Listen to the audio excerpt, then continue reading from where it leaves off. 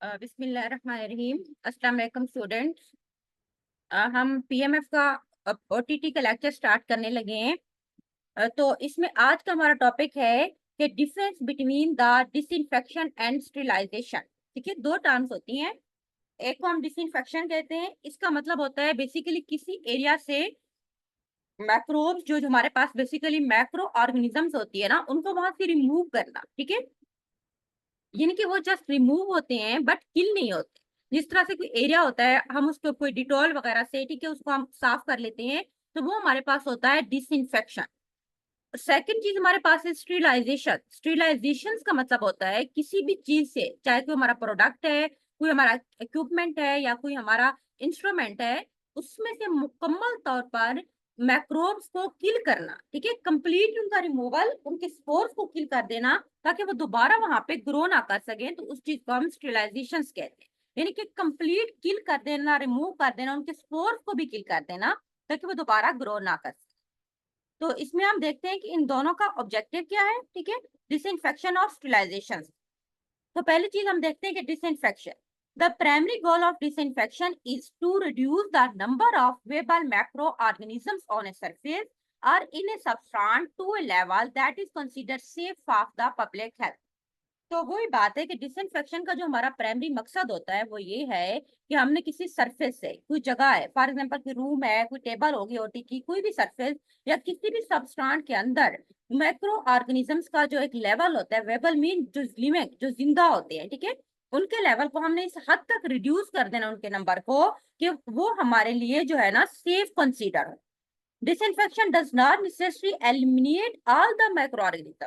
Disinfection में ये जरूरी नहीं है कि हम सारे के सारे माइक्रो ऑर्गेनिज्म को मुकम्मल तौर पर, एलिमिनेट का मतलब होता है निकाल देना, किसी चीज को मुकम्मल तौर पर खत्म कर देना, but it significantly reduce their number, बल्कि हम उनके नंबर को इसमें रिड्यूस करें। सेकेंड है बेटा हमारे पास स्टरीलाइजेशन। स्टरीलाइजेशन एम टू कंप्लीटली एलिमिनेट या destroy all the form of microbial life. इसमें हमारा मकसद जो होता है, हमारा जो एम है, वो कंप्लीटली तौर पर तमाम माइक्रोबियल लाइफ को रिमूव करना है। फॉर एग्जाम्पल हमारे पास है बैक्टीरिया, ठीक है, वायरस, फंजाई, स्पोर्स, इन सबको हमने कंप्लीटली तौर पर रिमूव करना है। It result in complete sterile environment and surface. इसमें मुकम्मल तौर पर हमारे पास जो सरफेस या कोई भी इन्वायरमेंट होता है वो मुकम्मल तौर पर स्टीराइल होता है, यानी कि हमने उसमें कंप्लीटली तौर पर मैक्रोब्स को जो है ना वो रिमूव कर दिया। ये तो हमारा एम था। सेकंड पॉइंट जो है ना वो हमारा बेटा मैक्रो ऑर्गेनिज्म टारगेट। हमारा टारगेट क्या है डिसइंफेक्शन में और स्टरलाइजेशन में, कि हमने कितना मैक्रोब्स को क्या करना है, किल करना है। Disinfection is effective against most pathogenic microorganism.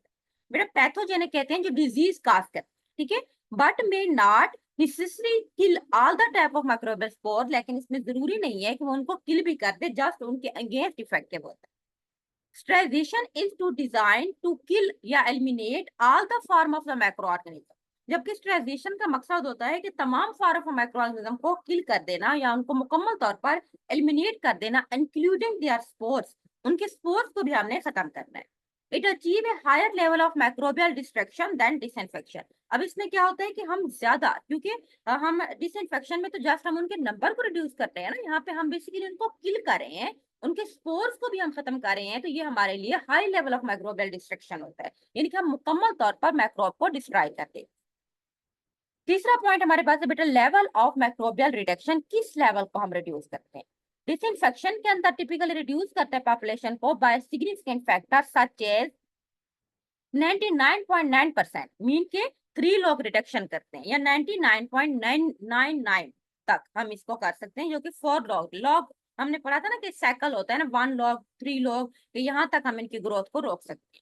जबकि स्टरलाइजेशन हाई लेवल तक माइक्रोबियल ग्रोथ को रिड्यूस करता है। इसमें हमारे पास 6 लॉग रिडक्शन है, यानी कि 99.999% या उससे भी हायर होती है। नो वेबल मैक्रोबन, पीछे से कोई भी जिंदा मैक्रोब रहता ही नहीं है, 100% तकरीबन किल हो जाता है ऑलमोस्ट। उसके बाद है मेथड एंड एजेंट्स। कौन कौन से मेथड हम यूज करते हैं, ठीक है, और कौन से एजेंट केमिकल यूज करते हैं डिसइंफेक्शन में, हम देखते हैं। जो कॉमन डिसइंफेक्शन के मेथड बेटे, उसमें हम केमिकल डिसइंफेक्टेंट यूज करते हैं, सच एज, जिसमें हमारे पास अल्कोहल, ब्लीच, या क्वार्टरनी अमोनिया कंपाउंड, अमोनिया के क्वार्टरनी 4 जिसमें यूनिट होते हैं, ठीक है। एज वेल एज कुछ फिजिकल मेथड भी हम इसमें यूज कर सकते हैं, जिस तरह हमारे पास यूवी अल्ट्रावायलेट लाइट्स होती हैं, बॉइलिंग वाटर के थ्रू, ठीक है, रेडिएशन वगैरह के थ्रू हम इसको किल करते हैं। अच्छा, उसके बाद स्टेरिलाइजेशंस के अंदर जो हम बेसिकली मोस्ट जो इंटेंस एंड हीट इन्वॉल्व होती है, ऑटोक्लेव या ड्राई हीट। ऑटोक्लेव का प्रिंसिपल होता है बेटा, वहां पे मोइस्ट हीट होती है, ठीक है, यानी कि स्टीम बेसिकली हम उसमें प्रोवाइड करते हैं। ड्राई हीट जिस तरह ड्राई और हॉट अवन होते हैं, ठीक है, उसके अंदर हम उसको ड्राई करते हैं, भट्टी टाइप चीज होती है। इसी तरह कुछ हम केमिकल भी यूज कर सकते हैं जिसमें इथाइलिन ऑक्साइड गैस होती है। इसी तरह बेटा रेडिएशन, जिसमें gamma radiation, electron beam radiation या फिल्ट्रेशन के थ्रू भी हम इनको किल कर सकते हैं, स्टेरिलाइजेशन। उसके बाद एप्लीकेशंस क्या है, अगला पॉइंट जो है डिसइंफेक्शन की क्या एप्लीकेशन है। Disinfection is commonly used in everyday setting, daily की रूटीन है, चाहे हमारा वर्किंग एरिया होता है कोई इंडस्ट्री में, कोई वहां पे हम उसको साफ करते हैं ताकि इन्फेक्शन के चांसेस को हम रिड्यूस कर सकें। जिस तरह हॉस्पिटल के अंदर कॉरिडोर्स में, रूम्स के अंदर डेली लोग साफ करते हैं, अल्कोहल के कपड़े वगैरह लगाते हैं, वही उन्होंने बताया कि it is applied to surface. इस तरह मेडिकल इंस्ट्रूमेंट को डेली साफ करना पड़ता है, वाटर्स एंड ईयर्स वगैरह ये सारी चीजें आ जाती है। हवा भी तो हम साफ हवा हमें चाहिए होती है, फिर हम डेली सफाई करते हैं। इसी तरह वाटर्स वगैरह को भी हम जो है ना उसको फिल्टर करके यूज करते हैं। इसी तरह जो हमारे पास स्टेरिलाइजेशन है उसके अंदर क्या होता है कि ये क्रिटिकल सिचुएशन में हम इस प्रोसेस को यूज करते हैं।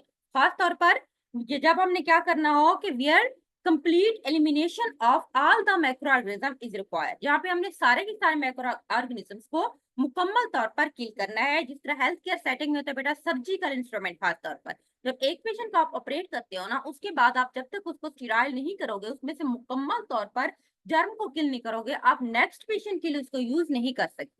इस तरह फार्मास्यूटिकल मैन्युफैक्चरिंग मीन जहाँ पे मेडिसिन बनती हैं, ठीक है, लैब वर्क के अंदर ये सारी वो एरिया है जहाँ पे हमने मुकम्मल तौर पर जर्म को किल करना है। उसके बाद है survival of the spores. Spores कितना हद तक सर्वाइवल करते हैं, दोनों मेथड्स। पहला हमारे पास है डिसइंफेक्शन। डिसइंफेक्शन में not completely eliminate bacterial spores which are more resistant to disinfect, यानी कि कंप्लीटली तौर पर रिमूव नहीं होता, जस्ट उसका नंबर रिड्यूस होता है। जबकि स्टेरिलाइजेशन का मेथड जो हम डिजाइन करते हैं to kill the most resistant spore, resistant का मतलब है जो मुजाहमत करते हैं, यानी कि अब फॉर एग्जांपल एक जगह पे माइक्रोब्स है, वहां पे हमने कोई डिसइंफेक्टेंट यूज किया, अल्कोहल यूज किया है, लेकिन वो वहां से फिर भी वो किल नहीं हुए, वो रेजिस्टेंस डेवलप कर जाते हैं। तो उस मकसद के लिए हम फिर स्टेरिलाइजेशन को यूज करते हैं।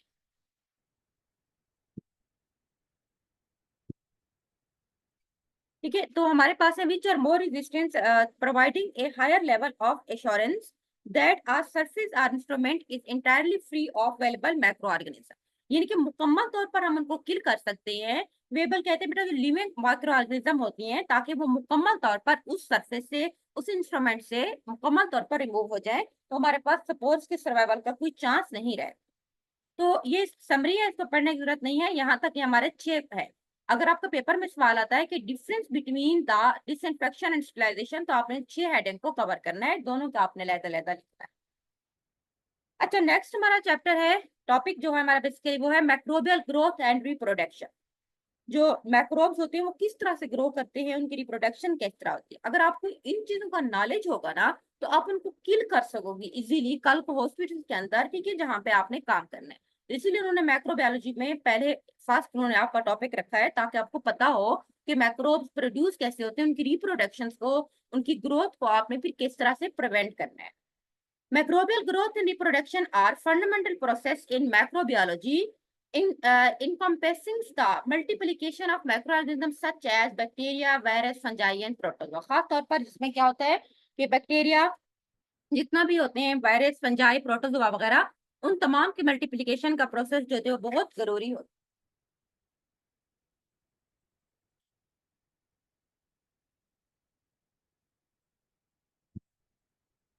इसीलिए वो कहते हैं कि अंडरस्टैंडिंग दीज प्रोसेस, इनको अंडरस्टैंड करना बहुत जरूरी होता है मुख्तलिफ फील्ड के अंदर, चाहे वो मेडिसिन का फील्ड है, चाहे वो बायोटेक्नोलॉजी का है, या हमारा एनवायरमेंटल साइंसेस का है। तो यहाँ पे हम उनकी रिप्रोडक्शन को देखते हैं, ठीक है। जहां से हमारा टॉपिक स्टार्ट हो रहा है वो बेसिकली हमारा है मैक्रोबियल ग्रोथ, ठीक है।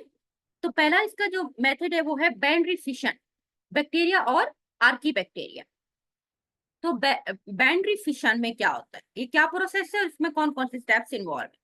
Most common method of bacterial and archaeal bacteria is binary fission होता है। बाइनरी कहते हैं दो का बेटा, यानी कि single cell divided into two identical daughter cells को हम बाइनरी फिशन कहते हैं। सिंगल सेल जब डिवाइड होता है तो दो एक जैसे सेल जो होते हैं उससे प्रोड्यूस होते हैं। इसमें कौन कौन से स्टेप इन्वॉल्व है, पहले नंबर पे है कि डीएनए रिप्लिकेशन ऑकर होती है resulting in two copy of genetic material. जब डीएनए डिवाइड होता है तो उसकी दो एक जैसी कॉपी बनती है। सेल जो होती है लॉन्गोइड्स यानी कि लंबे होते हैं, लंबाई में बढ़ते हैं। Two DNA copy move opposite type of the cell, एक सेल के एक एंड पे दूसरे एंड पे चली जाती है। Cell membrane and cell wall constrict at the centre में सेल वॉल और सेल मेम्ब्रेन बनती है leading to the formation of two new separate daughter cell. तो उसके नतीजे में क्या होता है कि दो डाटर सेल्स बन जाते हैं जिसमें सेम डीएनए की कॉपीज होती है। इसको हम बाइनरी फिशन। सेकंड हमारे पास है बटे। अब जो ब्रैकेट में लिखा हुआ है ना, ये आपसे बेटी एमसीक्यूज बन सकता है कि बाइनरी फिशन किसके लिए यूज होता है। उसमें हमने पढ़ा था बैक्टीरिया और आर्किबैक्टीरिया। बडिंग जो होती है वो यीस्ट और सम बैक्टीरिया के लिए होता है। अब बडिंग का प्रोसेस क्या होता है कि बड बेसिकली कहते हैं कोई स्मॉल ऑड ग्रोथ, ठीक है, या कोई बड जो एक सेल के ऊपर मौजूद होता है, फिर उससे आगे जो होती है एक डाटर सेल बन जाता है। For example yeast such as Saccharomyces cerevisiae, ठीक है, इस तरह रिप्रोड्यूस थ्रू द बडिंग। उसके बाद है स्पोर फॉर्मेशन। कुछ में स्पोर्स बनते हैं, फिर उसके आगे फर्दर जो है ना नए उनके सेल्स बनते हैं जिसमें हमारे पास कुछ बैक्टीरिया में भी स्पोर्स बनते हैं और फंजाई के अंदर।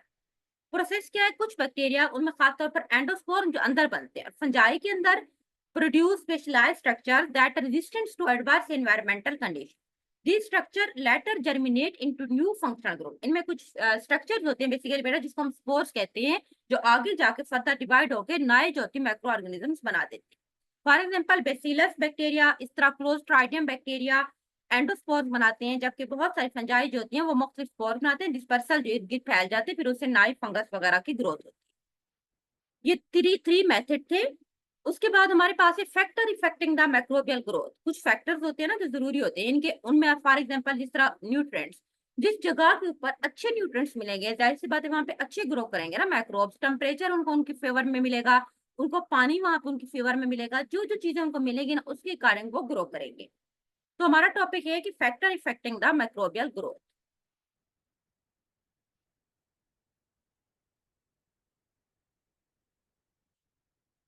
अब इसमें पहला फैक्टर है न्यूट्रिएंट्स।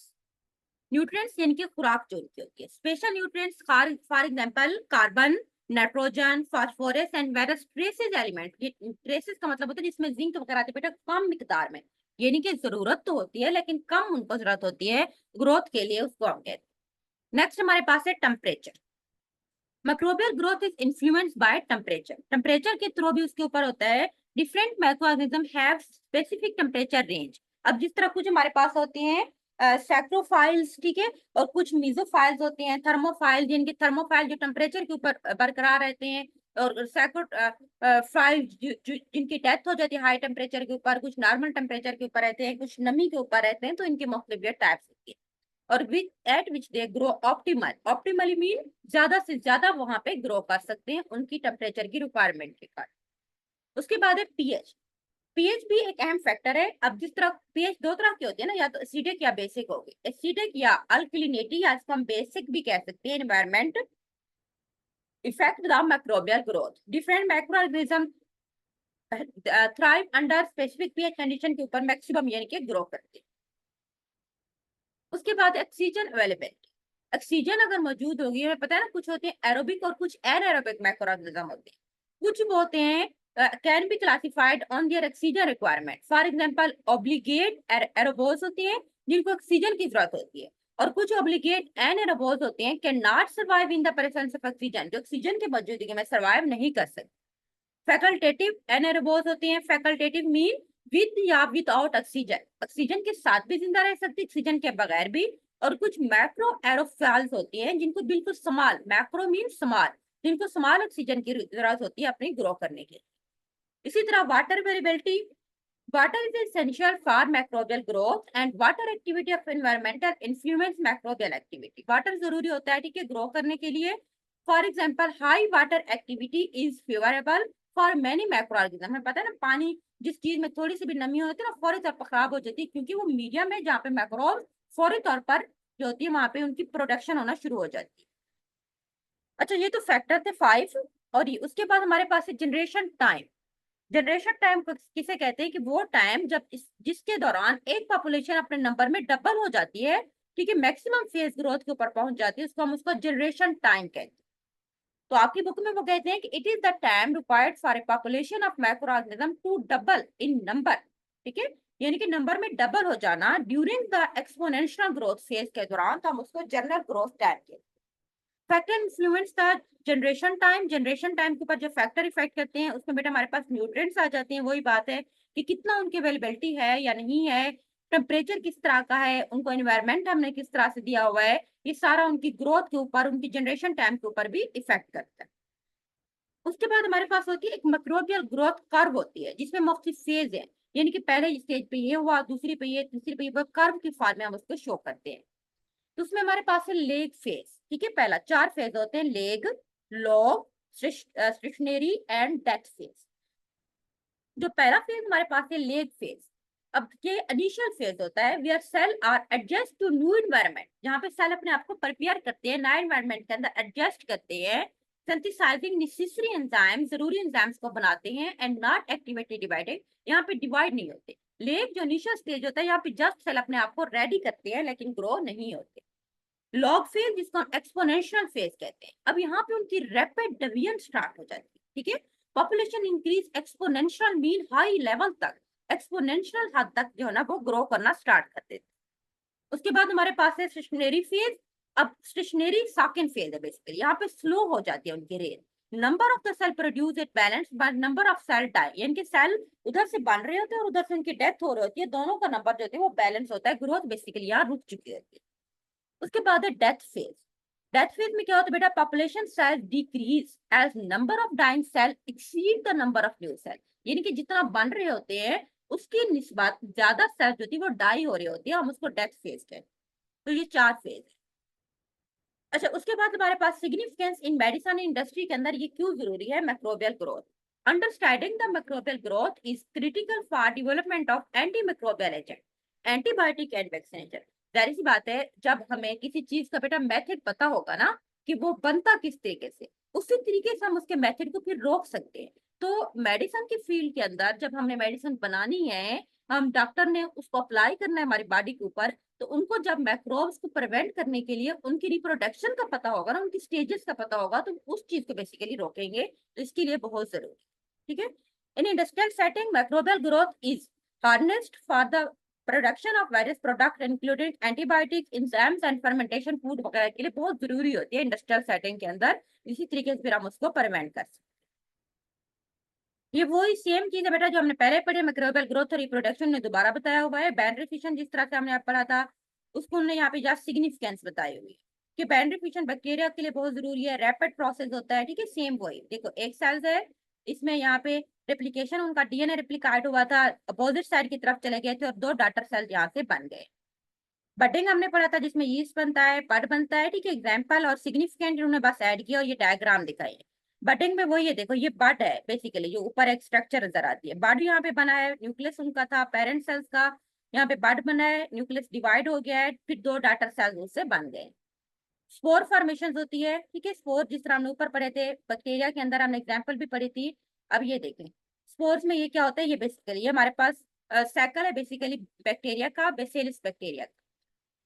मदर एक सेल्स है, ठीक है, कम्युनिकेट वहां से सेल बड़ा होता है, ये देखो इनलार्जमेंट हो गई, फिर मेचुरेशन होता है सेल्स का, मदर सेल की लाइसिस वो ब्रेकडाउन होता है, जर्मिनेशन होती है, फिर उससे वेजिटेटिव सेल्स बनते हैं, स्टार्वेशन स्टेट आती है, फिर उससे आगे सेल्स जो होती हैं फर्दर डिवाइड होना शुरू हो जाते हैं।